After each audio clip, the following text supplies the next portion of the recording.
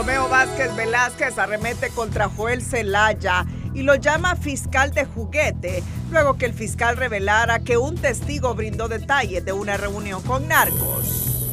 Ministerio Público presenta el decomiso de vehículos de lujo valorados en casi $300,000 incautados en allanamientos en la zona norte del país. La reforma penal que promueve la Secretaría de Seguridad ya llegó al Congreso Nacional y busca endurecer el combate contra la extorsión.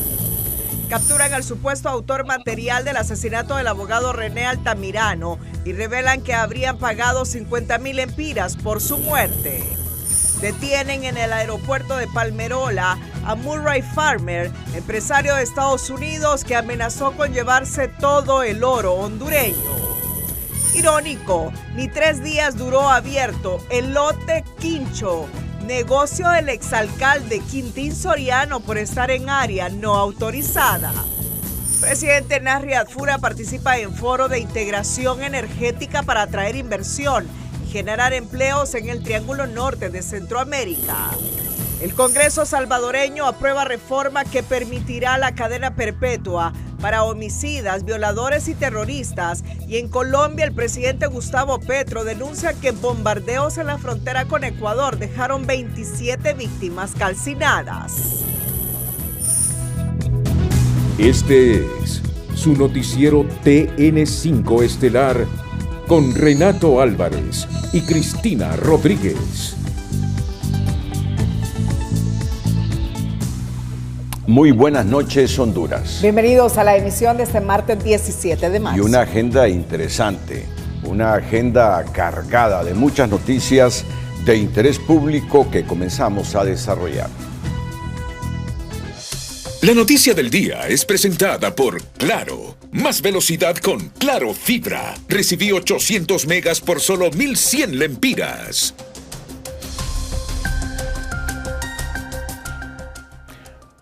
El fiscal general Joel Zelaya reveló este día que tiene un testigo protegido que acompañó a un general en retiro de las Fuerzas Armadas a una reunión con capos de la droga en la que habría recibido $1 millón. Aunque el fiscal no mencionó nombres, el general Romeo Vázquez se dio por aludido y lo calificó como fiscal de juguete ante la revelación de Zelaya. Expertos cuestionan que brinde de manera pública detalles que podrían utilizarse en los juicios pendientes, ya que se podría violentar el debido proceso. En este momento, el fiscal general reveló la existencia de un testigo protegido, quien asegura que un general en condición de retiro, actualmente prófugo de la justicia, recibió al menos $1 millón del crimen organizado. el testigo ha jurado decir la verdad ante un tribunal, ante un juez, y ha manifestado lo siguiente: que ese general recibió $1 millón, 380 millones en una bolsa y $620 en otra bolsa. Al sentirse aludido, la respuesta del general Romeo Vázquez no se hizo esperar. Negó las acusaciones y describió a Joel Zelaya como un loco fiscal de juguete, quien por temor al juicio político busca crear falsos videos y falsos testigos. Esa acusación del $1 millón es una mentira más, con un testigo falso, igual que el que sacaste en el caso de Isobel. Y repetir esa mentira no la hace verdad. Conmigo querés levantar perfil, pero no te va a funcionar. La familia de Vázquez condenó los señalamientos del fiscal y aseguró que exigirá justicia por la persecución política contra el general. Y no le quepa duda que la familia del general Romeo Vázquez Velázquez, como el general Romeo Vázquez Velázquez y los demás generales, van a proceder contra usted, general, contra usted, fiscal.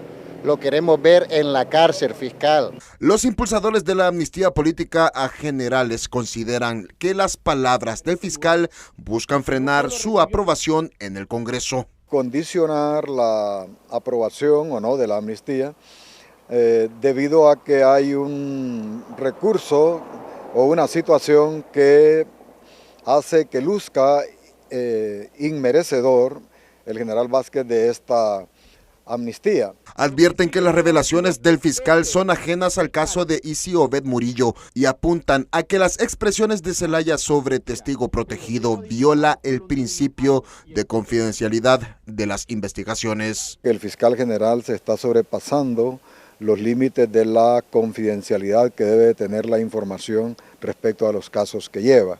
Esto es solamente como una especie de sugerencia y que también ha sido observada por personas notables como el exfiscal general Edmundo Orellana Mercado. El fiscal general resaltó que el testigo protegido conoce varias acciones ilícitas del general y asegura que este recibió dinero proveniente del crimen organizado en diferentes lugares. Elías Acosta, Telenoticias.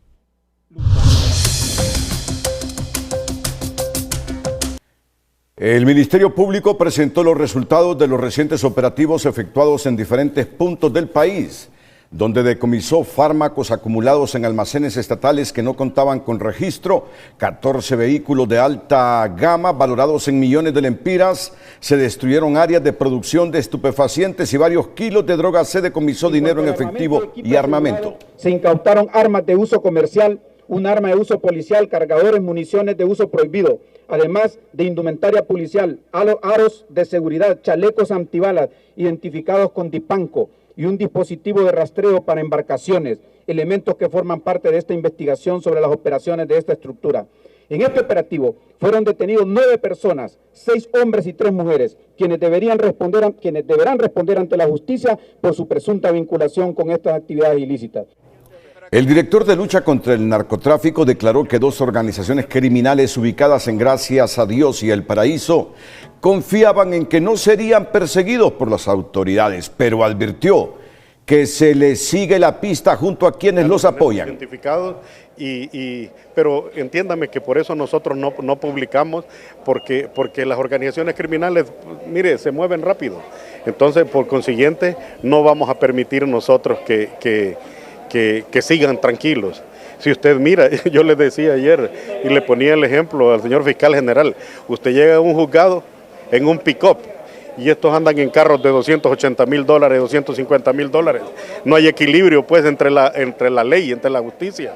Igual tenemos nosotros que fortalecer los detectives que trabajan en la Dirección de Lucha contra el Narcotráfico, los fiscales. Mire, trabajar de manera coordinada con Fuerzas Armadas, y Fuerza Armada incluye la Policía Militar, el Ejército, todos los que están con ellos, la Fuerza Naval, porque si no solos no ganamos esto, no ganamos esta lucha. Pero mire la advertencia de Ramiro Muñoz a las redes criminales, les ha advertido que se les sigue la pista junto a quienes los apoyan desde las instituciones públicas y la política. Mire usted qué revelaciones tan graves. El Ministerio Público, mediante la Dirección de Lucha contra el Narcotráfico, advirtió que de ahora en adelante se expondrá a personajes públicos sobre su posición en relación a la producción y tráfico de estupefacientes. En operativos en el Progreso Lloro se capturó a Franklin Eduardo Ramírez Majano, un presunto miembro de la Mara Salvatrucha, que es señalado de ser uno de los autores materiales del crimen del abogado René Altamirano el pasado 6 de febrero. Según información policial, este sujeto confesó que le habrían pagado al menos 50,000 lempiras por cometer este asesinato. Además, no descartan un segundo objetivo. Al hablar de eso, el actor material, pues él fue confeso. Dijo que 50,000 lempiras había obtenido de parte del administrador de un panteonero de ahí del Cementerio General del Progreso. Asimismo, se está trabajando ya en la línea de investigación quién fue el que dio este dinero, quién fue el que participó indirectamente, que a esto se le llaman actores intelectuales. Las autoridades indican que en la operación se han decomisado algunas pruebas contundentes que vinculan al sujeto con el hecho criminal. Hay mucha carga probatoria que a él lo vinculan, se le decomisó la motocicleta, se le decomisó la ropa en que ese día portaban, por eso se llevó a cabo 7 allanamientos y que hace la policía en este momento, buscando más evidencia para documentar y que la fiscalía nos va a saber comprar de acuerdo a los medios probatorios con que la policía se sepa vender. Aún no hay un móvil específico sobre el asesinato de Altamirano, pero la investigación está abierta y en busca de los autores intelectuales. Por segundo día consecutivo compareció a los juzgados de San Pedro Sula Cleivin Orellana Guzmán, sindicado por las autoridades como líder de la banda La Cleivona, contra quien la Fiscalía presentó un nuevo requerimiento fiscal por 4 delitos que surgen tras el enfrentamiento que se registró el pasado domingo en los Bajos de Choloma.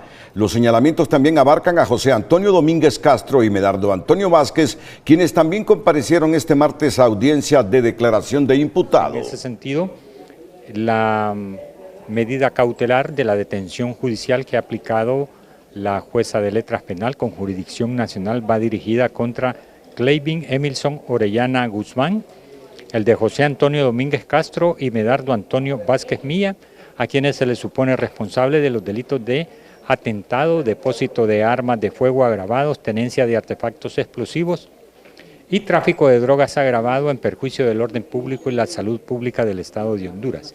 Una vez que se le dé de alta al otro implicado, que es Walter Iván Folvera Cruz, se va a desarrollar la audiencia de declaración de imputado. Los 3 imputados fueron remitidos al Centro Penitenciario de Támara y se programó audiencia inicial para el 20 de marzo.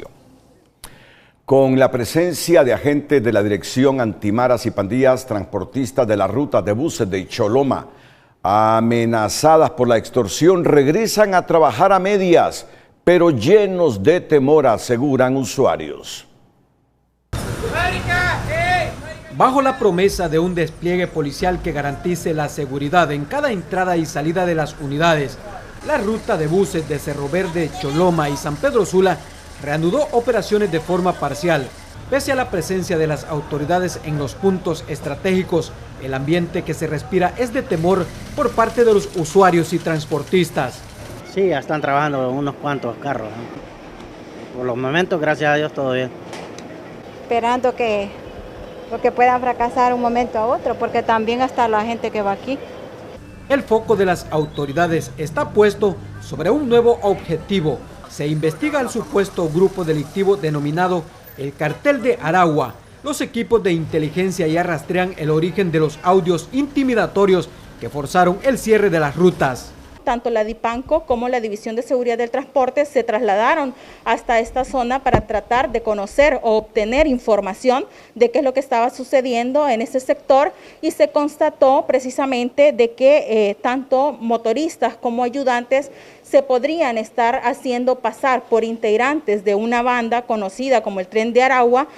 Aunque se reconocen los esfuerzos de quienes llevan las riendas de la Secretaría de Seguridad, hay demasiados habitantes para tan pocos policías, una brecha que debilita cualquier estrategia de prevención, lamenta el investigador social Leonardo Pineda. Estrategias sí hay, lo que pasa es que tenemos falencias y eso es imposible negarlo, ¿verdad? O sea, todavía nos faltan por lo menos la mitad o por lo menos unos 10.000 policías más en todo el país. Nos hace falta logística, nos hace falta inteligencia, nos hace corregir algunas leyes en el Congreso Nacional. Es notable verle el rostro tanto a los conductores, a los motoristas e incluso a los pasajeros andar bajo el pánico en las unidades del transporte que hacen su recorrido desde San Pedro Sula a Cerro Verde. En San Pedro Sula, Orlin Martínez, Telenoticias. La Secretaría de Seguridad atribuye el reciente repunte de violencia en el país a una supuesta recomposición tras la captura de varios cabecillas. Según las autoridades, estas pugnas internas por el control de territorios han disparado los homicidios en sectores específicos del territorio hondureño. ¿Qué ocurre con estas estructuras cuando son muy numerosas? Muchas veces se atomizan y crean nuevas estructuras pequeñas, con menos capacidad de fuego, quizás con menos poder de violencia, pero pequeñas. Entonces, normalmente están mutando. Igualmente ocurre con las estructuras de otro tipo. Entonces, no es como que existe un número determinado, sino que este está siendo modificado. Ante este escenario, la Policía Nacional insiste en la ejecución de operativos focalizados y de inteligencia para desarticular a las nuevas estructuras criminales. Por ejemplo, hemos visto que han ocurrido 2 eventos de muertes múltiples que son precisamente producto de esa recomposición. En ese sentido, nosotros tenemos claro que el objetivo como Secretaría de Seguridad y como Policía Nacional es atacar aquellas estructuras que producen la mayor cantidad de violencia. ¿Y para qué estamos tratando de focalizar territorialmente en aquellas zonas de mayor violencia? El funcionario sostiene que la presencia policial será permanente en los puntos críticos para garantizar que el control territorial regrese plenamente al Estado. La reforma penal que promueve la Secretaría de Seguridad ya llegó al Congreso Nacional y busca endurecer el combate contra la extorsión, ampliando castigos no solo a quienes ejecutan el delito, sino también a quienes lo facilitan. La iniciativa, que modifica 11 artículos del Código Procesal y Penal, incluye mayor protección a las víctimas, más tiempo para investigar y cambios en la tipificación del terrorismo. Por ahora ya cuenta con el respaldo de todas las bancadas para su pronta discusión y aprobación. La iniciativa de ley ya está en la Secretaría del Congreso Nacional. La propuesta policial, reformar 11 artículos, 7 del Código Penal y 4 del Código Procesal Penal. ¿Qué es lo que va a contemplar esta reforma? Va en varias líneas. Primero, atacar de manera frontal el tema contra la extorsión. En efecto, el centro de la reforma es llegar y golpear el delito de la extorsión, castigar al que se queda con el dinero, así como a quien lo recoge y al que amenaza, también a los que brindan información patrimonial para facilitar este ilícito. Lo que se está tratando es de penalizar al facilitador de la información, que obviamente tiene como propósito, al ser cercano de la víctima, que la víctima puede en este caso darle el pago de la extorsión a cambio de la información que dio. Con la reforma se castigará por igual a conductores y ayudantes del transporte público, a las secretarias, empleadas domésticas, conserje y todo aquel que facilite la extorsión. También se protegerá a las víctimas de este flagelo para no exponerlas en el proceso penal, tanto al extorsionador como a sus familiares. La reforma en el Código Procesal va encaminada a facilitar los medios digitales, los medios telemáticos, para que la prueba anticipada que se toma mediante lo que es la cámara GESEL se pueda hacer una introducción, no mediante las reglas de lectura autorizada dentro del proceso penal. También se propone ampliar el plazo de investigación para los detenidos por extorsión antes de presentarlos a un juez más allá de las 24 horas. Se pide que la figura de terrorismo no solo sea para maras y pandillas, un paquete de reformas que por ahora cuenta con el respaldo de las 5 bancadas. Confirmamos nuestra decisión política de acompañar en el Congreso Nacional las reformas que le den seguridad y paz al pueblo hondureño, sobre todo los sectores de transporte y los sectores productivos que se ven de alguna manera afectados por este flagelo de la extorsión en el país. En las próximas horas esta iniciativa se enviará a consulta al Poder Judicial. Al regresar al Legislativo la respuesta, se aprobarían estas 11 reformas antes de la Semana Santa. Reformas al Código Penal y Procesal Penal que esperan sacarlas en la Cámara Legislativa con la unanimidad de votos. Pues aquí la pregunta que se lanza es, ¿qué diputado se opondría a atacar de frente el crimen organizado en el país? Ulises Aguirre, Telenoticias. El empresario estadounidense Murray Farmer fue capturado este martes al ingresar a Honduras por el Aeropuerto Internacional de Palmerola, acusado de un presunto fraude superior a los 3.000 millones de lempiras, con orden de captura vigente desde julio de 2025. Según la Fiscalía, el caso se remonta a la etapa posterior al huracán Mitch, cuando se habrían utilizado contratos irregulares y un laudo arbitral sin validez legal para respaldar millonarias reclamaciones contra el Estado. En el proceso también figuran abogados, jueces y exfuncionarios, entre ellos el subsecretario de Copeco, Nelson Márquez. A través de redes sociales, Farmer aseguró ser inocente y afirmó que nunca recibió pagos por 21 proyectos de agua y alcantarillado. Sostiene que existe una sentencia firme a su favor y advierte que llevará el caso a instancias internacionales, incluyendo Washington. El caso ha generado polémica tras declaraciones en las que Farmer amenazó con llevarse el oro del país ante el supuesto incumplimiento del fallo judicial emitido en 2023. La plataforma empresarial y de integración económica Huge desarrolló en Tegucigalpa el Foro de Integración Energética del Triángulo Norte, con el objetivo de impulsar la inversión y la generación de empleo en la región. Hughes reunió en Tegucigalpa a líderes del sector público y privado para impulsar una agenda energética coordinada entre Honduras, El Salvador y Guatemala que fortalezca los lazos comerciales con Estados Unidos y promueva la generación de empleo. Y hacer con que la disponibilidad de energía limpia, abundante y competitiva sea un favor, un asunto que favorece a la inversión en la producción en la región y eso conduce a la creación de puestos de trabajo y bienestar para el pueblo. Hughes se ha convertido en una vitrina para el Triángulo Norte al atraer más de $5.000 millones en inversiones y el potencial de la región es aún mayor si se logran resolver desafíos claves como el acceso a la energía y la infraestructura. Se han generado más de $5.000 millones de inversiones, más de 200.000 empleos. En Honduras lo hemos visto también cómo ha impactado. Desgraciadamente estas situaciones adversas como la que hemos hablado de la energía pues no ayudan, pero siento que eso es un tema de corto plazo y que eso se va a sobrepasar.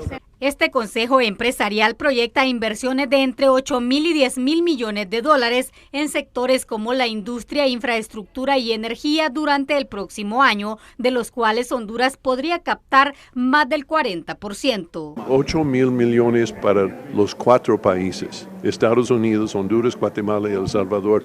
De eso, Honduras tiene como 4.3 mil millones de dólares. El encuentro reunió a funcionarios, empresarios y organismos internacionales para analizar los desafíos del sector, marcados por la creciente demanda impulsada por la manufactura, los servicios digitales y el friendshoring. El evento contó con la asistencia del presidente Adfura y no era para menos. El objetivo es impulsar una agenda energética regional que atraiga capital extranjero. El Triángulo Norte requiere 3 gigavatios adicionales de energía para potenciar la industria y el comercio. Hoy en este foro tan importante del sector eléctrico van a venir reformas importantes para que ustedes, para que la empresa privada se pueda entender entre ustedes mismos.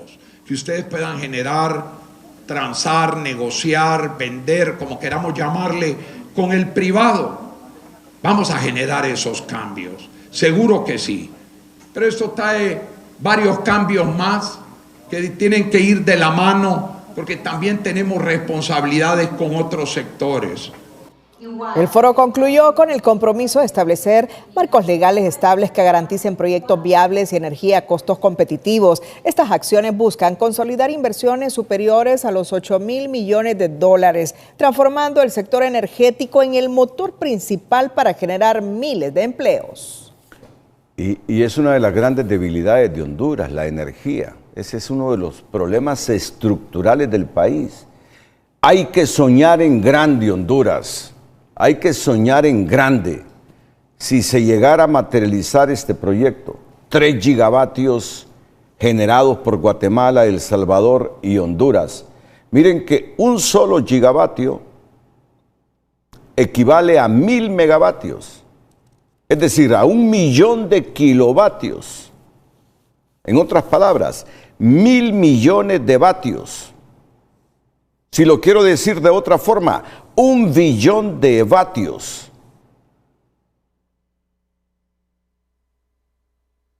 A eso equivale, a 1.000 millones de vatios de energía, 1 gigavatio. Y la esperanza, el ideal, el sueño, que no debemos ver como sueño loco e imposible, son 3 gigavatios en esta región. Imagínese usted que 1 gigavatio es una cantidad tan grande de energía suficiente para abastecer a centenares de miles o incluso millones de hogares, dependiendo, claro está, del consumo.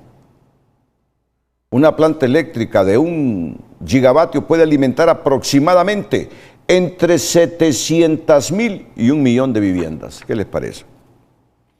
No es locura, no es capitalismo salvaje, mucho menos comunismo, pensar en grande.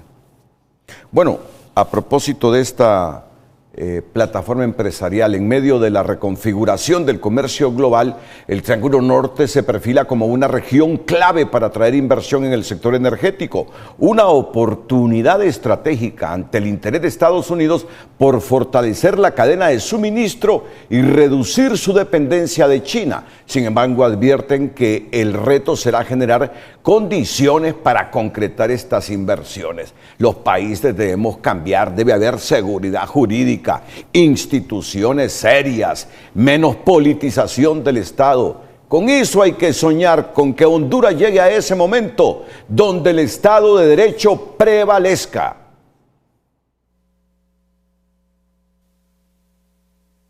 Honduras, Guatemala y El Salvador tienen una valiosa oportunidad para atraer inversión al sector energético, ya que Estados Unidos busca impulsar una cadena de suministros en el Triángulo Norte para depender menos de China, según expusieron empresarios y autoridades de la región. Estados Unidos está viendo que le va a apostar a la región para fortalecer la cadena de suministro y depender menos de Asia, menos de China, menos de Asia, y nos está pidiendo a nosotros que nos sumemos. Eso es una buena noticia. Nunca antes, nunca en la historia de Honduras nos habían hecho esta propuesta.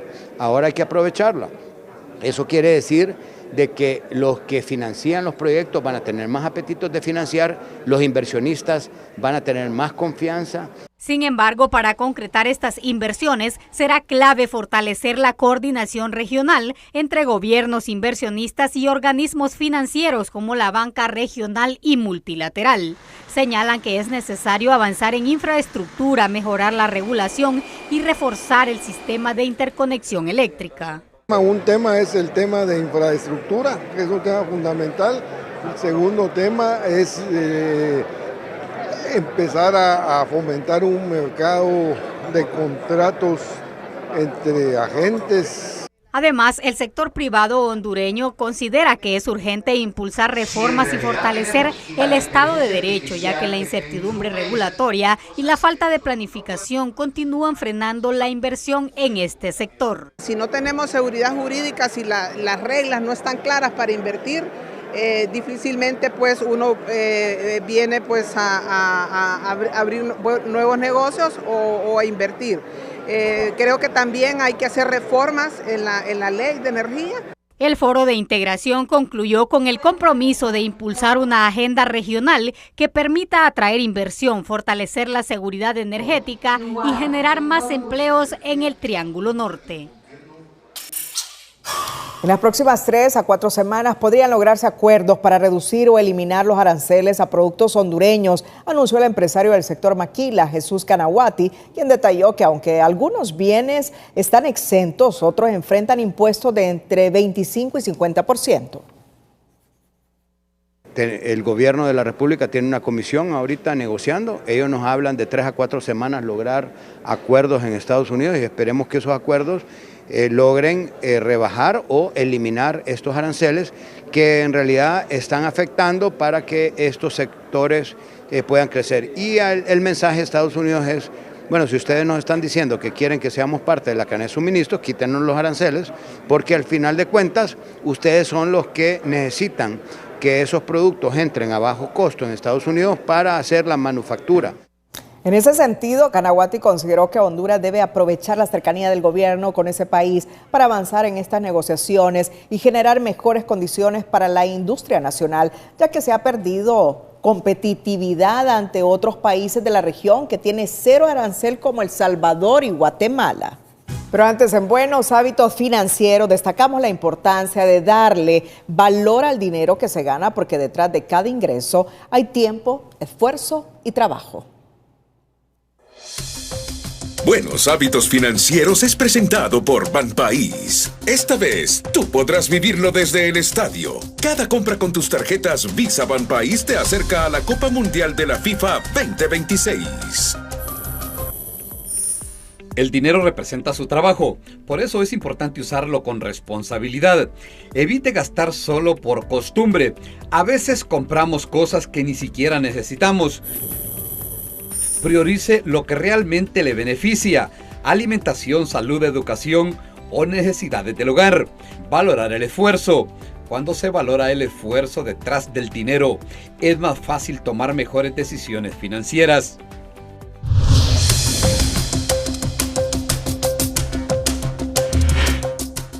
Y el siguiente es un comunicado de la Asociación de la Industria Cinematográfica de Honduras.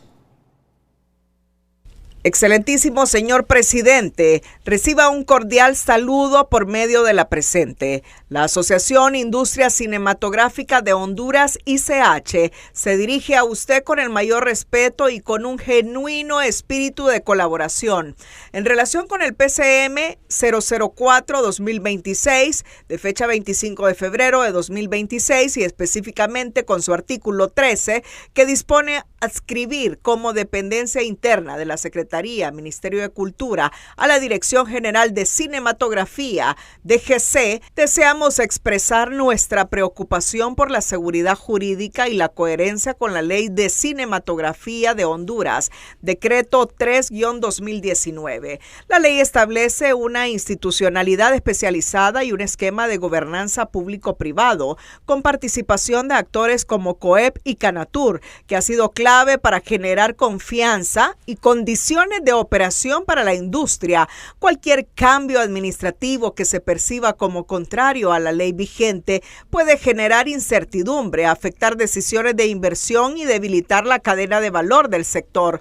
Por ello, respetuosamente solicitamos que se valore con urgencia la derogación del artículo 13 del PCM 004-2026 o bien una solución que garantice de manera expresa el respeto a la ley de cinematografía y la independencia técnica necesaria para que el sector funcione como industria. Al mismo tiempo, reiteramos que compartimos plenamente el objetivo de disciplina fiscal.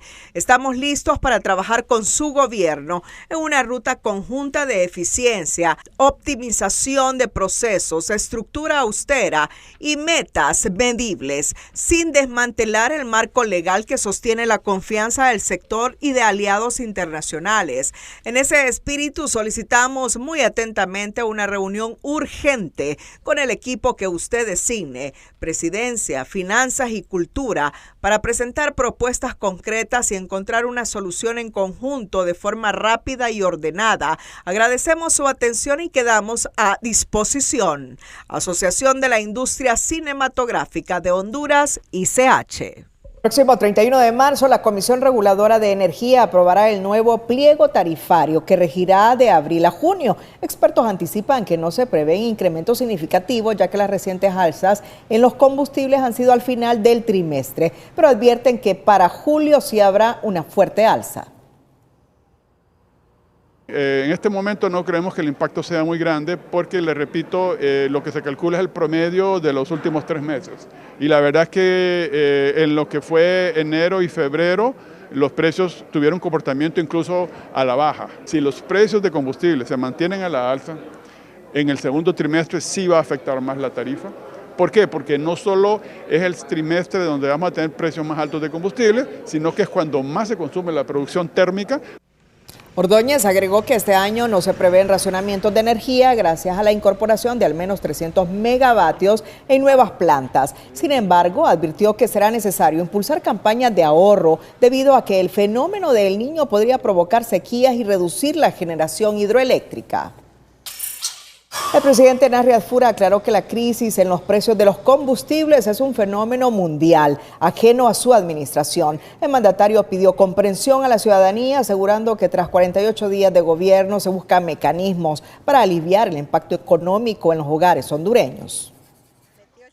Yo quiero que comprendan que la situación que estamos viviendo hoy no es porque nosotros la queremos o porque hemos administrado mal estos 48 días de gobierno, sino que es algo mundial, que ustedes lo pueden ver en todo el mundo, el alza de precios de todo, del petróleo, etcétera, lo que acarrea eso, el transporte de carga, transporte de pasajeros, pero estamos haciendo lo que podemos para estabilizar la situación.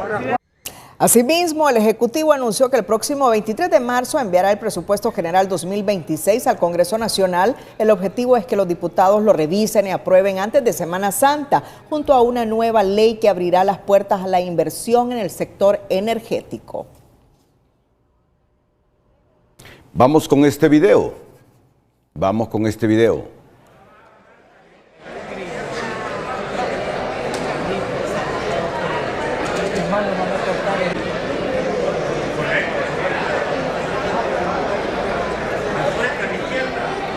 Lo que ahora están pidiendo los libres, los militantes, activistas, simpatizantes, diputados de Libre, es que se rebajen los impuestos por cada galón de combustibles que consumimos. Porque en el pasado, cuando Rusia invadió Ucrania, hubo una crisis, si no similar, bastante parecida. Y los diputados nacionalistas pedían que se bajara el gravamen de los combustibles. ¿Sabe usted que hemos llegado inclusive a pagar 30 lempiras de impuesto por cada galón de combustible que consumimos? Los libres hoy responden cómo reaccionaron en aquel momento los nacionalistas, pidiendo una rebaja al impuesto por cada galón de carburante que consumimos los hondureños. Ayer mismo, cuando se presentaron imágenes de lo que hacían los nacionalistas, justo en aquel momento cuando Rusia invadió a Ucrania, hubo diputados nacionalistas que dijeron, bueno, ¿y con qué vamos a pagar a los maestros? ¿Con qué pagaremos a los policías si no recaudamos tributos? Hoy los libres responden de la misma manera. Rebajen el gravamen, los impuestos a los combustibles para que se abarate el precio del galón de la gasolina, del diésel que consumimos los hondureños. Pero lo que dice el presidente es lo razonable. Nosotros no producimos petróleo, no procesamos petróleo, no podemos generar nosotros mismos diésel, gasolina.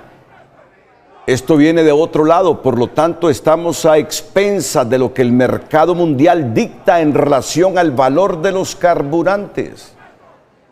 Por eso decíamos ayer en TN5, hay que ser coherentes. Lo que se pedía antes, hoy no se puede.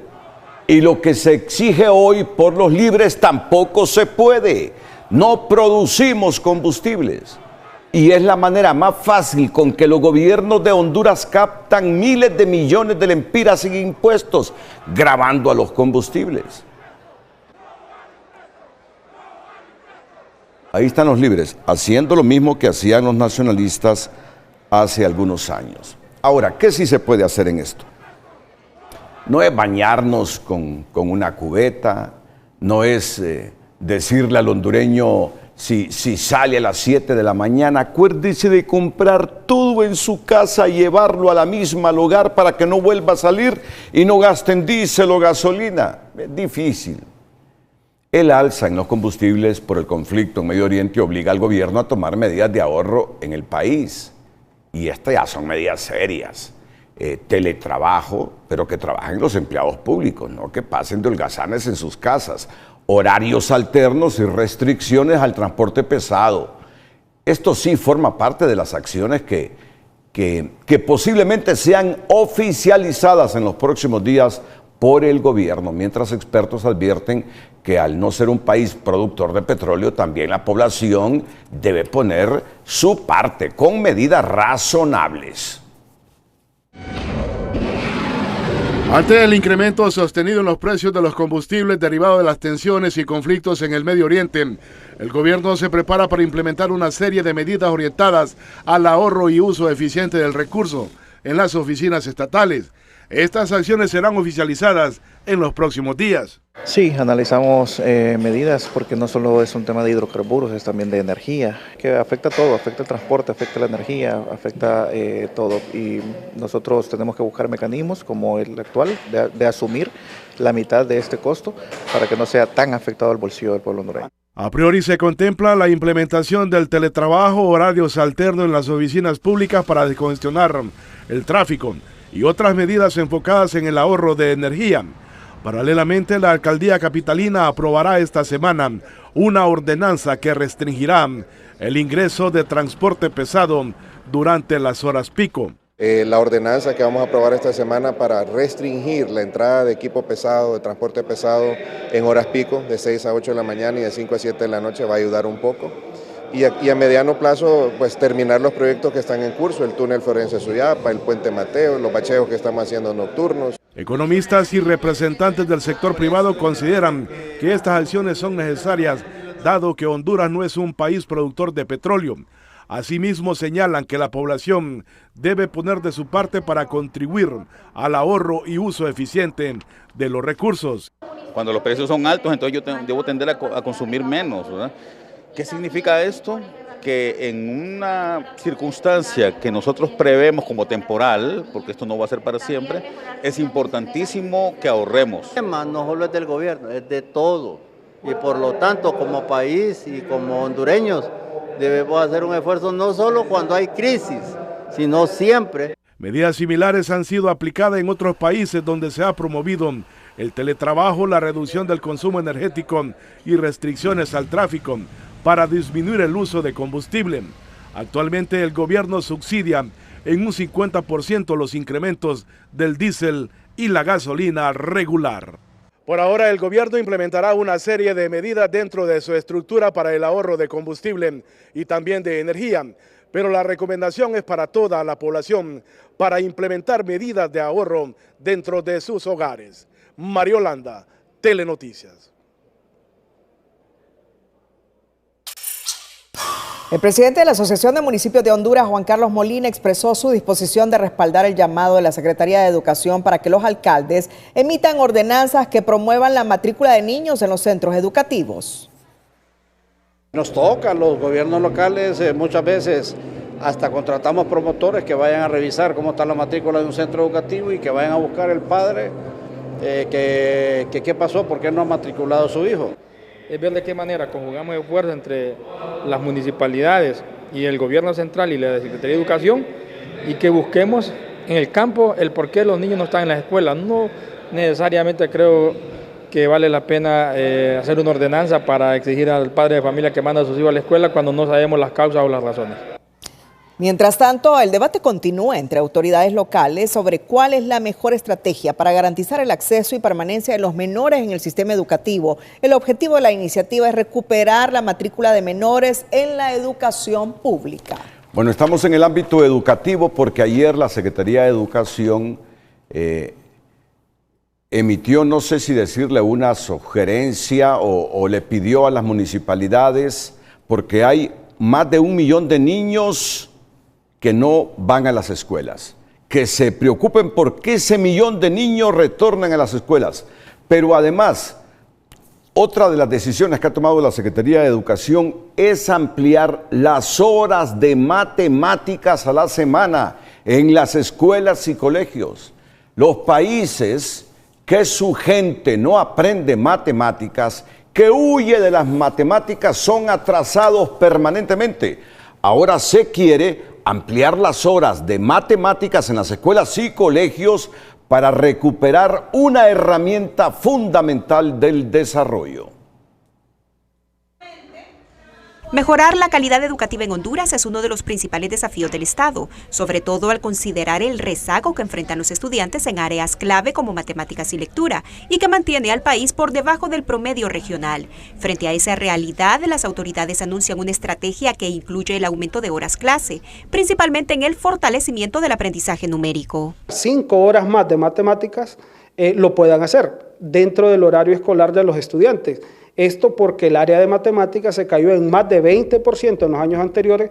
Le hemos pedido a las escuelas oficiales y los centros de educación básica oficiales que puedan dar más tiempo de aprendizaje de matemática. Evaluaciones nacionales e internacionales señalan que el 92% de los estudiantes del nivel básico no alcanzan los aprendizajes mínimos en matemáticas. Presentan dificultades para sumar, multiplicar y resolver ejercicios numéricos. El problema, según este especialista, está vinculado a factores estructurales como la pobreza, desigualdad, el limitado acceso a tecnologías educativas, las deficiencias en la infraestructura escolar y particularmente a la falta de preparación docente. En gran parte el problema de matemáticas de los menores se origina en que los docentes que cubren el segundo y tercer ciclo de básica, una buena parte de ellos, los que no son especialistas, no dominan bien los contenidos curriculares, entonces terminan evadiéndolos o desarrollándolos muy parcialmente. En la Secretaría de Educación son conscientes de lo anterior. Explican que en la nueva metodología que implementarán también se priorizará en la capacitación de maestros, cambios en la currícula y entrega de material didáctico. Los directores de los centros educativos deben de reorganizar los docentes que estén capacitados y fortalecidos en el área de matemáticas para seguirles dando capacitación y que ellos formen los grupos tutoriales con los educandos que manejan más las matemáticas. De acuerdo con la evaluación PISA, un estudio internacional que mide las habilidades de los estudiantes en matemáticas, lectura y ciencias, los alumnos hondureños de tercer ciclo presentan un atraso de 3 años en comparación con Chile y de 2 años frente a Uruguay, México y Costa Rica. Reforzar matemáticas y lectura no solo implica mejorar las notas en las aulas, también significa abrir oportunidades para que miles de niños y jóvenes hondureños, a través de mejoras en educación, puedan tener un futuro con más oportunidades de desarrollo. Gabriela Lobo, Telenoticias. Desde la adrenalina que se vive en West Bay hasta la paz y tranquilidad que se percibe en los parajes turísticos de Santos Guardiola, en el recorrido realizado por nuestra periodista Carolina Martínez, también le mostramos que los turistas que visiten esta joya tropical en el Caribe durante sus vacaciones de Semana Santa podrán disfrutar de hotelería de primer nivel y una gastronomía inigualable.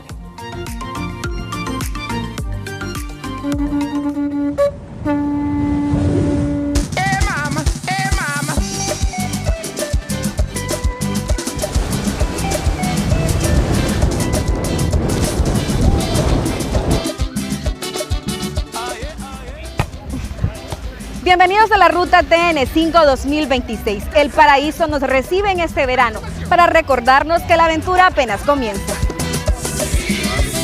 Entre arena, risas y este azul turquesa, arrancamos nuestra aventura. Aquí no venimos a dormir, venimos por adrenalina y los jet ski son la mejor opción para desafiar las olas del Caribe. Es fácil porque nosotros tenemos guías profesionales que les explican cómo andarlas, cómo usarlas y todo. Bueno, nosotros tenemos por hora y tenemos por media, depende de lo que el turista quiere. Si quiere una media hora, $60, y si quiere una hora, una $120. Roatán es el punto de encuentro del mundo. Aquí tuve que poner a prueba mi inglés conversando con visitantes que vienen desde Canadá, solo para disfrutar de nuestro sol y la calidez catracha. Me gusta Roatán, es muy bonita, el calor es magnífico. Me gusta mucho Roatán. ¿Cómo se dice? Las personas que viven aquí son magníficos. Es un lugar bello para visitar. Un país 5 estrellas, Roatán. 5 estrellas y más. Do you like Roatán? I love it here. Yeah. Pero si de conectar con el mar se trata, el kayak es lo mío. Bueno, al menos es su intento, porque remar con este paisaje distrae a cualquiera. Este es uno de los atractivos que ofrece el Medialuna Resort, un paraíso en Roatán donde se puede disfrutar de su playa privada y realizar todo tipo de actividades.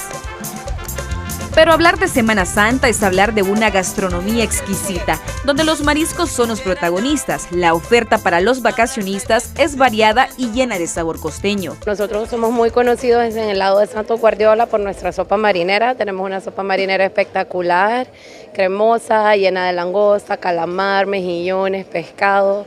Somos un éxito en eso, no lo dudamos.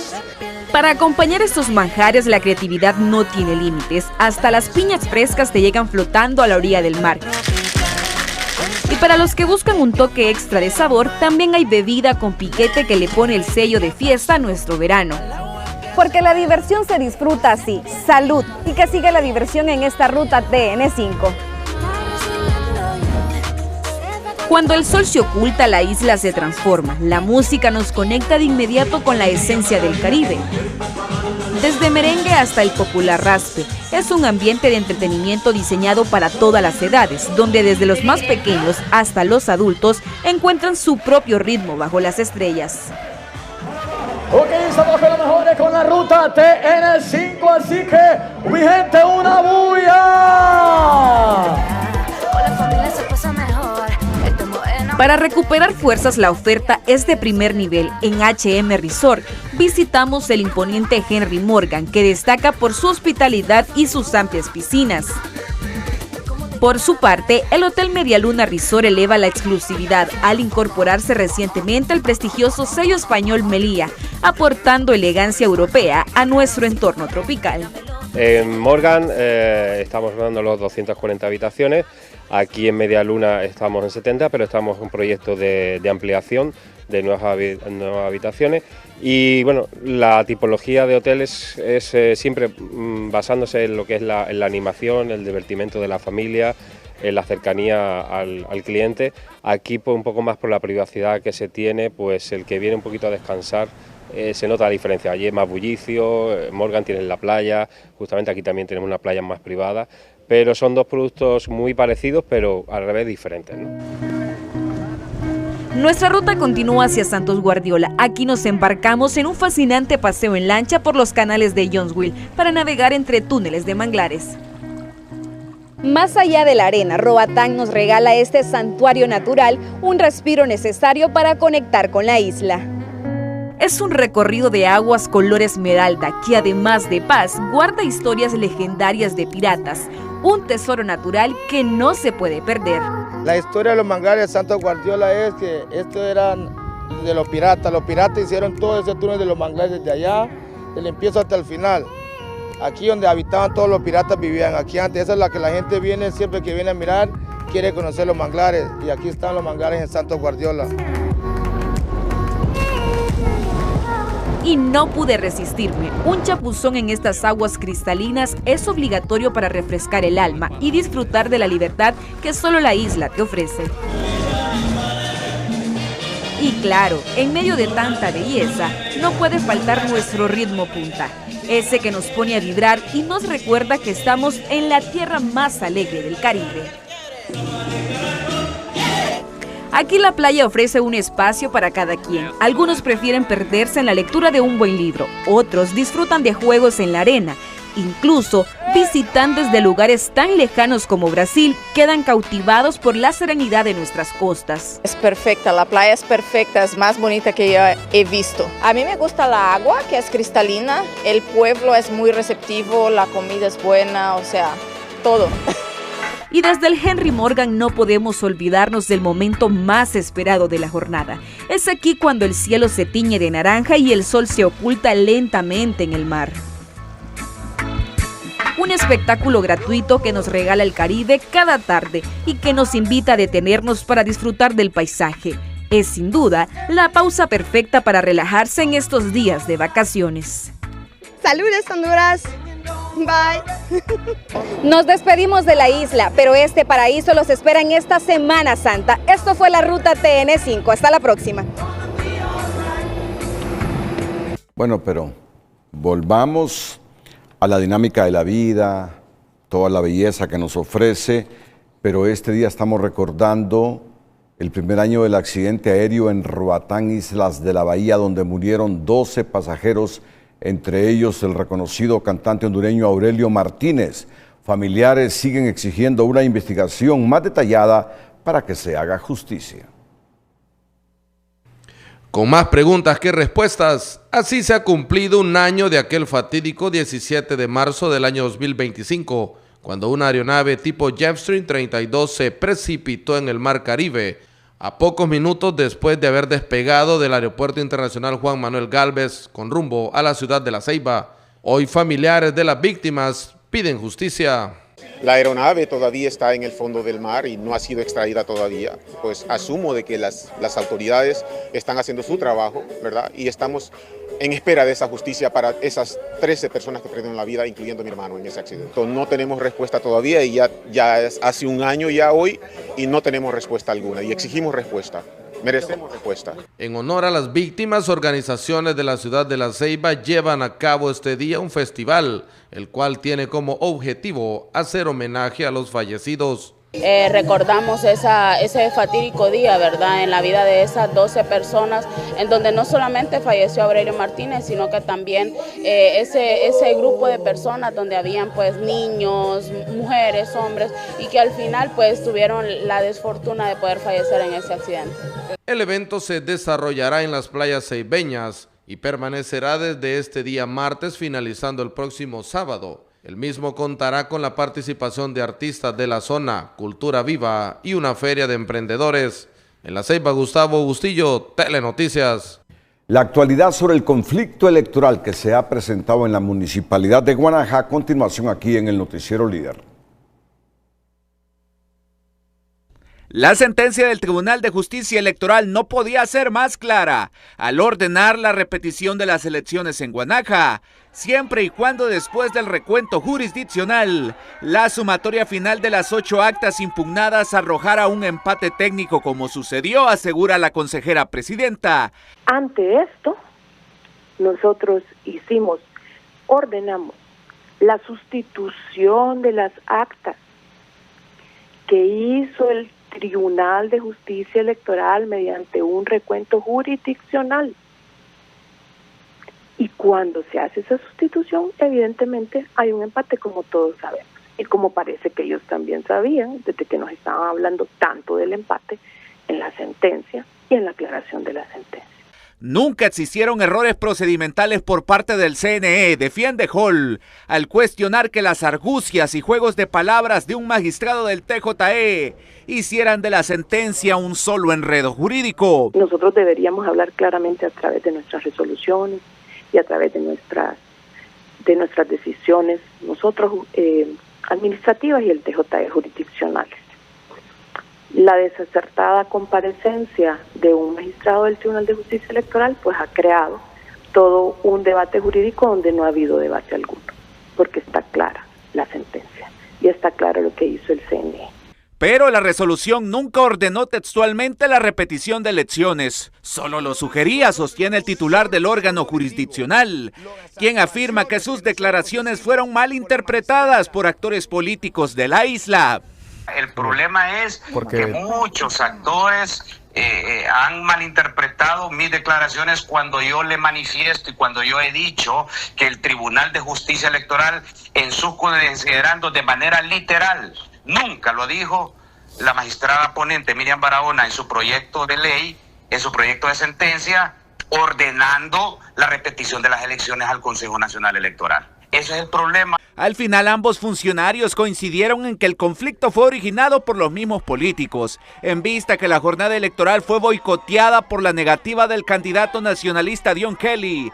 No obstante, se prevé que la situación pueda destrabarse en las próximas semanas, mientras la magistrada del TJE Miriam Barahona, mediante un comunicado, aclaró que la sentencia siempre fue contundente, pues establecía que de confirmarse el empate, el CNE debía proceder conforme al numeral 2 de la ley electoral, es decir, repetir la contienda entre los candidatos empatados.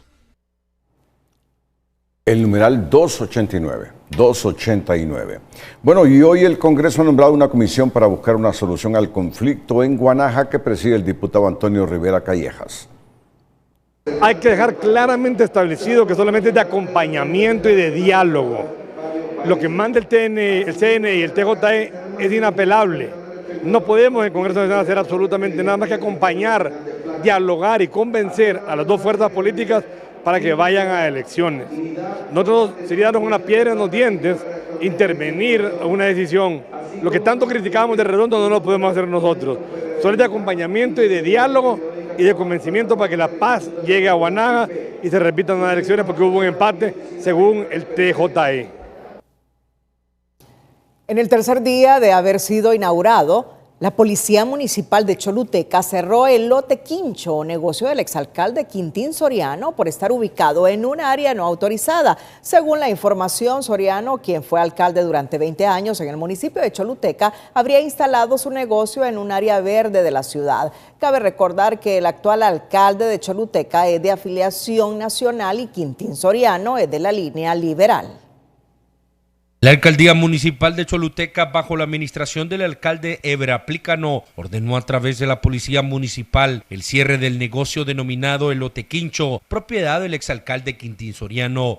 Según informaron las autoridades municipales, la medida se tomó debido a que el establecimiento presuntamente se encontraba invadiendo áreas verdes en el centro de la ciudad, y lo que contraviene las normativas de ordenamiento urbano. Pues vamos a dialogar primero a lo interno, ¿verdad? Con parte de la corporación municipal, en este caso de control tributario, de que quién le autorizó el permiso a él y en base a qué le dieron esta área verde.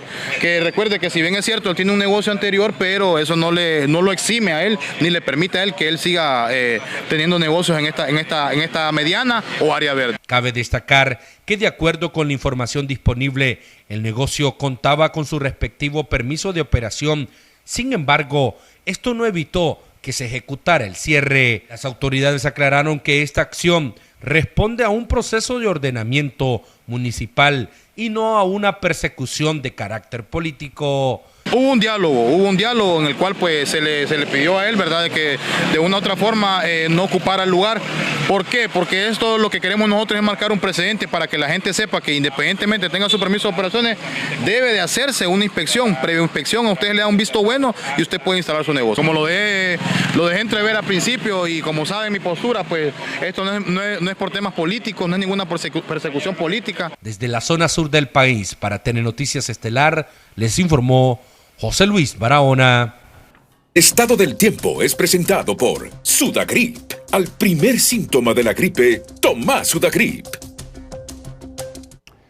Hola, ¿qué tal? El sistema frontal número 41. Así se ve desde este mapa global. Aquí está la banda que está cruzando sobre la península de Yucatán y ya pues bastante humedad ingresando al territorio hondureño a través de la parte norte. Estas imágenes proyectan lo que podemos esperar para estas próximas horas. Bueno, en esta jornada de miércoles el sistema estará depositando abundante humedad que de forma gradual irá invadiendo el territorio nacional por lo menos en un 80%. Y aquí vemos justamente cómo introduce a través del departamento de Cortés, Atlántida, Islas de la Bahía, un poco de Colón. Y si vamos a los municipios, Puerto Cortés, Cuyamel, Choloma, San Pedro Sula, El Progreso, Mesapa, Tela, otros municipios como La Ceiba, Coxen Hall en Islas de la Bahía, Guanaja, pues todos estos sectores estarán bajo lluvia en las próximas horas. Algunos durante la jornada de miércoles pues estarán registrando chubascos aislados, pero luego hacia la noche pues la lluvia será pesada y el acumulado será fuerte. Y no solo este miércoles, esto va también a prolongarse para el día jueves, mientras los vientos en ráfagas se estarán moviendo en dirección del norte en el territorio hondureño y dejándonos un oleaje de 2.8 metros para esta jornada de miércoles, incrementando a 4 metros para el día jueves, 1.8 a la salida del Golfo de Fonseca, que aquí sí es normal. Mientras las temperaturas, aquí vemos el mapa en estos colores verdes, cómo va cambiando, pero no se vuelve rojo como los días anteriores, porque precisamente para este miércoles ya hay un leve descenso en la temperatura. No vamos a sentir frío, pero hay un descenso claro de 33 que venían registrándose en el centro, esperamos 28, entre 26 y 27 en la parte norte, entre 20 y 30 en el occidente, hasta máximas de 33 en zona de Olancho, pero bajando a 28 en Brus Laguna, y en el sur sí se mantiene la temperatura elevada de 38. El índice ultravioleta también cae de 13 a 7 para esta jornada de miércoles. Tomen en cuenta este pronóstico y cuídense mucho, siempre le queremos como televidente y no como noticia. Que la pasen bien. Una persona falleció y hay 7 lesionados de gravedad.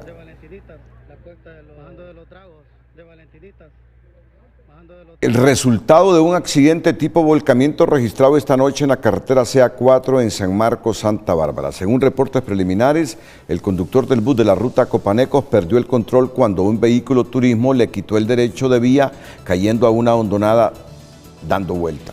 El cuerpo de bomberos logró rescatar a los lesionados, 3 mujeres, 3 hombres y un menor de edad, quienes fueron trasladados al hospital de área de Quimistán, Santa Bárbara, todos con lesiones de gravedad. Hasta el momento la víctima, una mujer de 40 años, no ha sido identificada. Bueno, lamentamos este accidente y prudencia en esta época, prudencia en esta época de verano.